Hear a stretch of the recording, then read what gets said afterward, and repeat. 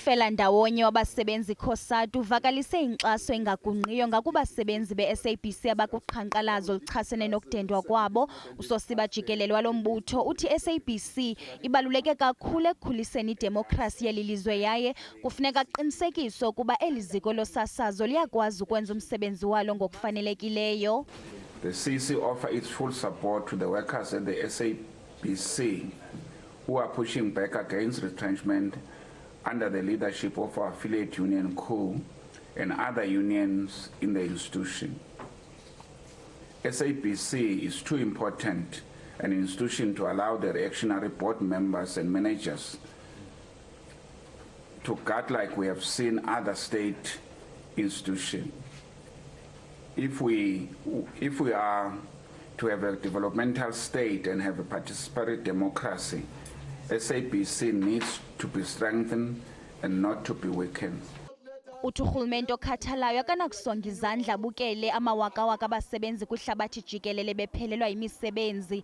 Umnumzana Bheki uthi ukudendwa kwabasebenzi okuthe gqolo kweli akwamkelekanga kwaphela kwaye ubongoze urhulumente kuba azama ukulungisa la maqumrhu. Many of our SOEs are in varying stages of collapse. We're disappointed that the Presidential State-Owned Enterprise Council is yet to present any convincing plan to reposition or to stabilize the state-owned enterprises. The fact that very little has been done to fix these issues raised by the Auditor General and that some of these institutions like the SABC are pushing for retrenchment is offensive and scandalous.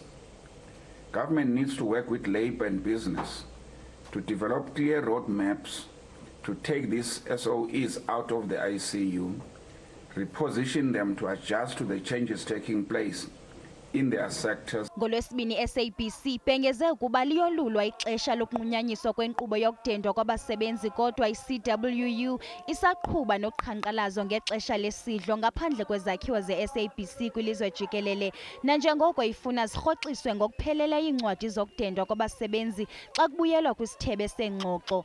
Kusenjalo kulindeleke ukuba abasebenzi beSABC babe kwinkundla yezemisebenzi eBraamfontein eRhawutini ngomso nanjengoko iBEMAW ifake isicelo kwinzame zokuphelisa le nkqubo yokudendwa kwabasebenzi.